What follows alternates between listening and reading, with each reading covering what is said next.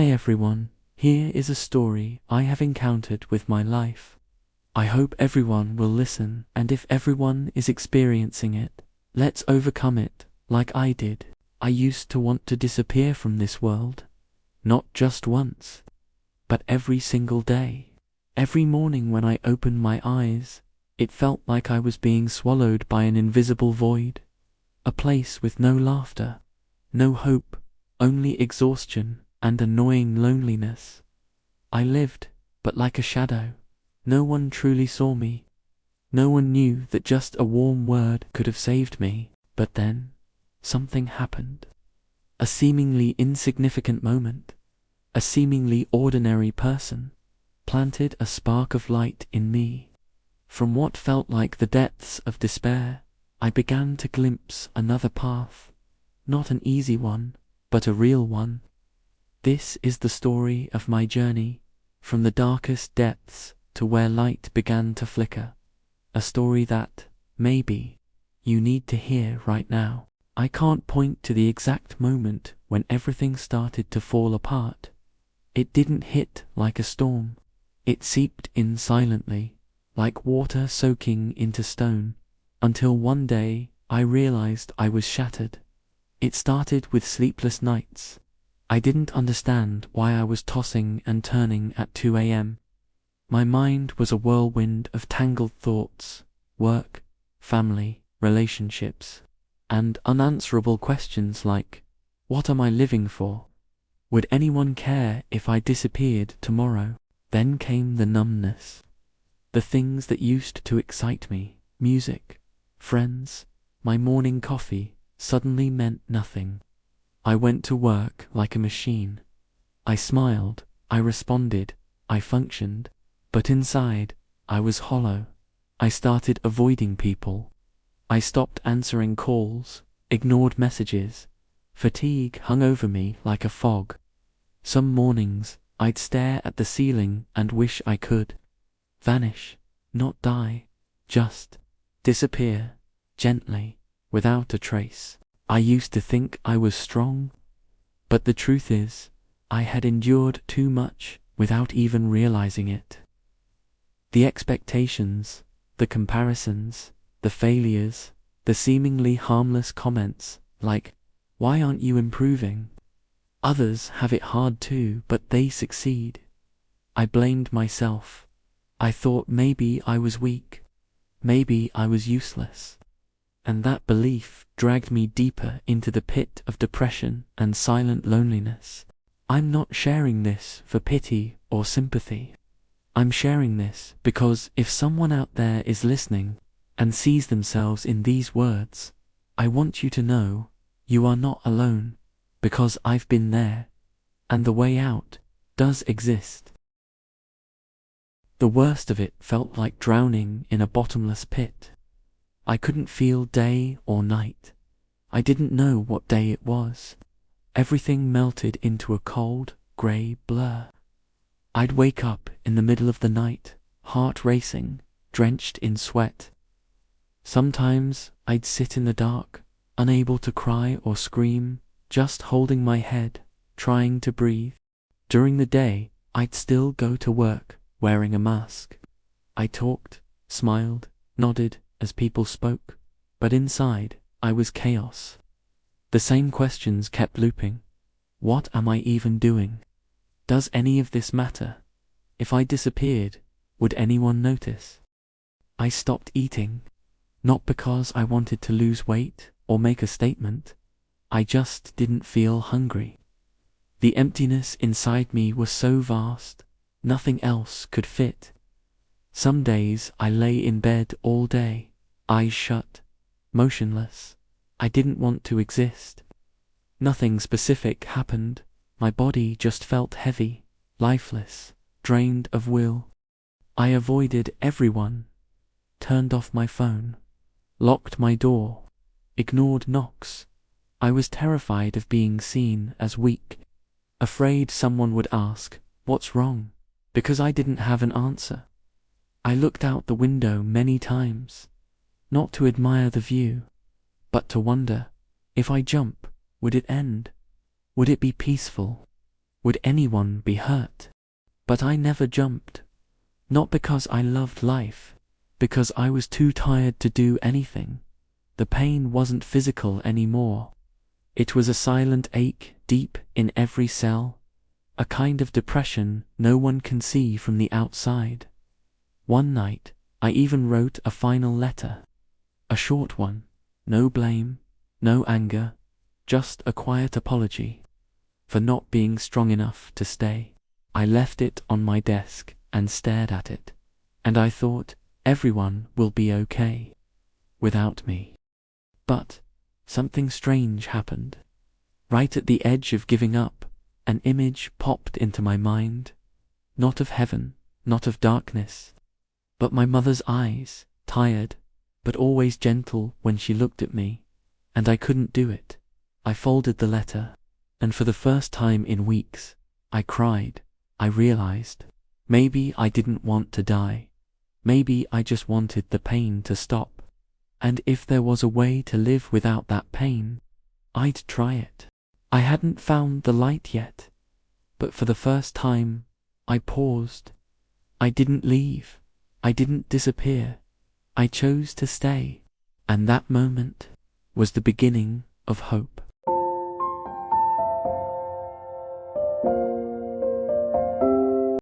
After that night, when I decided to fold the farewell letter, I didn't feel any better. I didn't wake up feeling joyful. There was no miracle, but something had changed just slightly. For the first time in weeks, I opened the window. The morning sunlight gently filtered into my room. It wasn't bright, it wasn't dazzling, but it made me close my eyes and take a deep breath. I no longer wanted to die. I didn't quite want to live, but I began to want to try again. I picked up my phone and messaged an old friend, someone I hadn't spoken to in months. Just a simple text, "How've you been?" I didn't expect a reply, but a few minutes later, they called, and a familiar voice said, "God, you finally messaged me." I couldn't say anything. I just sat there and cried. Not from pain anymore, but from the realization that someone still remembered me. From that day on, I started doing one small thing each day. Waking up 10 minutes earlier, watering the plants on the balcony, taking a short walk around the neighborhood. Some days I failed and went back to bed, pulling the blanket over my head. But I no longer blamed myself. I was learning to be gentle with me. And strangely enough, when I stopped being angry at myself, I began to breathe a little easier. I started writing a journal. Not poetic or literary, just simple lines. There were white clouds today. I had a hot cup of tea. I haven't given up. Putting things into words made me feel alive, not in some grand way, but simply present. I also began seeing a therapist. At first, I was hesitant. I feared judgment, but they didn't judge me. They just listened. And for the first time, I spoke every buried word I had kept inside for years. I learned that being wounded isn't shameful. Hiding the wounds, that's what slowly destroys us. The first signs of light didn't come like in the movies, dazzling or dramatic. They came in small, quiet ways. In the friend who sat and listened to me cry without asking why. In the warm smell of fresh bread I bought early one morning. In the brief smile of a stranger when I stepped aside for them. The little things which once felt meaningless became the thin threads pulling me out of the darkness. I still have exhausting days, but now I know pain can coexist with hope, and sometimes simply being patient enough to live one more day is already a step closer to the light. I can't say I'm completely okay, but I know this much. I'm no longer someone who wants to disappear. I'm someone who's learning to live again, slowly, kindly, and more honestly with myself. I used to think that to escape the darkness, I needed a big breakthrough, a miracle, something dramatic to save me. But it turned out that wasn't true. My journey of change began with the smallest things. I started by allowing myself to be weak. Before, I always forced myself to act strong, smiling when I wasn't happy, nodding when I wanted to say no, pretending I was okay while I was falling apart inside. But one day, I looked into the mirror and told myself, "You're allowed to be tired. You're allowed to not be okay." That sentence may sound simple, but for me, it was the first step in letting go of the harshness I'd held toward myself.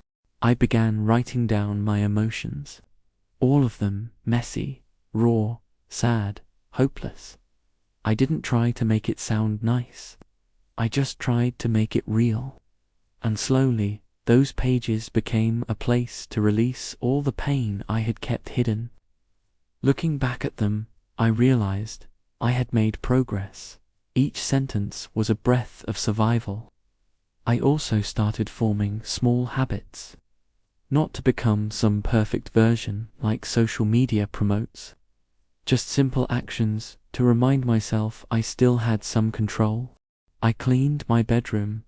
I set an alarm and woke up on time, even if I had nothing to do. I cooked a basic meal just for myself. I listened to the music I used to love, even if at first it felt meaningless. There were days I relapsed, lay in bed, cried for no reason, or got angry at myself. But this time, I didn't force myself to start over. I learned to continue from where I fell. That was the biggest difference. I also learned to slowly open up to others. Not all at once, but I practiced saying things like, "I'm tired, I'm sad, I need a break." And surprisingly, the people I thought were distant were the ones who held my hand and helped me through the storm. I cut off toxic relationships, the ones that made me feel small, worthless, or constantly chasing approval, and I chose to keep those who made me feel safe, even in silence. Another turning point was when I started practicing gratitude. At first, it sounded cliché, but every night before bed, I wrote down 3 small things I was grateful for that day. A cool breeze, a soft ray of sunlight, a driver who smiled when I paid the fare. They didn't erase the sadness, but they reminded me life still held beauty in the smallest corners, and I didn't need everything to be perfect to feel joy. I just needed to notice kindness around me and know that I was still here. I also tried doing things I once gave up on, drawing even if I wasn't good, jogging even if only for 5 minutes, and most importantly, allowing myself to feel joy without guilt. Before, every time I felt happy, I thought I didn't deserve it, like I was stealing it. But now I know, happiness doesn't need permission. It only needs to be accepted. This journey of change wasn't easy. I didn't wake up one day and suddenly feel okay. I moved forward one step, one day, one decision at a time, to stay, to breathe, to live, and those small decisions saved me. I'm not the strongest person. I'm just someone who didn't give up. And if you're still in the dark, please believe me. There is no path you can't walk out of. You just have to take one small step each day.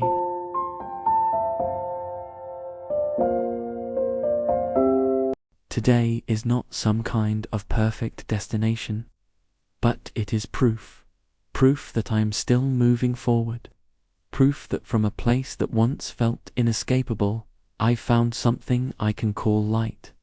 My present, the life I once imagined would arrive like a brilliant miracle.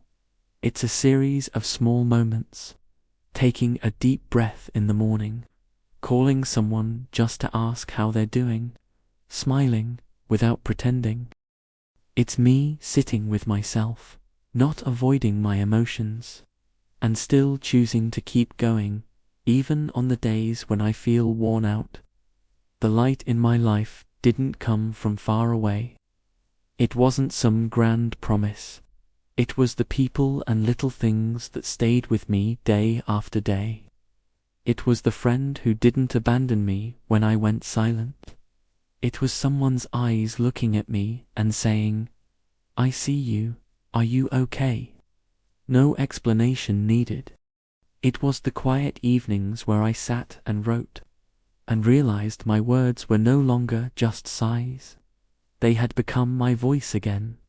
My light is a small but unwavering presence. It's the natural laughter when remembering something joyful. Instead of pushing it down in guilt, it's accepting the days I'm not okay and not letting them define all of me. It's realizing that I don't have to be perfect to be worthy of love or to be allowed to live. My present is also a journey of learning how to trust myself again. When the past told me I was weak, I chose to listen but not let it decide my fate. When someone once made me feel I had to hide, I chose to open up carefully but honestly. When grey days returned, I didn't run. I placed my hand on my heart and whispered, "You're still here. We're still going." The light in my life is also a purpose, not something grand. No medals needed. It's the act of sharing my story, of being at rock bottom not to seek pity, but so that someone out there might hear it and know they are not alone. It's using my experience to reach others, in a sentence, in a video, in a message. I used to be where you are, and I'm still here. I still look up sometimes and see traces of the dark days. But now they're no longer shackles. They're proof of how far I've come. I still have sleepless nights, but the next morning I get up, go outside, and embrace the small things. A warm cup of coffee, an unexpected phone call, a song that makes me close my eyes and smile. The light in my life doesn't erase the pain. It has learned to live with it. It's a daily choice to keep going, to be kind to myself, to believe that a few more minutes, hours, or days might be a new beginning. My present isn't perfect, but it has depth. It holds both darkness and light. And I've learned you don't always need to remove all the dark to see the light. Sometimes letting just a little light in is enough to remind you that you're alive, and that you can lead others out of where you once were. This is my present, and the light of my life is the very choice to keep living. If you're feeling lost in the darkness, please know this: you are not alone. I've been there, exhausted, hopeless, convinced there was no way out. But then I realized, as long as you're still breathing, as long as your heart is still beating, you still have a chance to begin again. Don't rush to be okay. Just live one more day. Just do one small kind thing for yourself.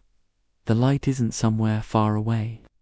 Sometimes it begins with your choice to stay. Thank you for listening to my story. And if you can, don't be afraid to share yours.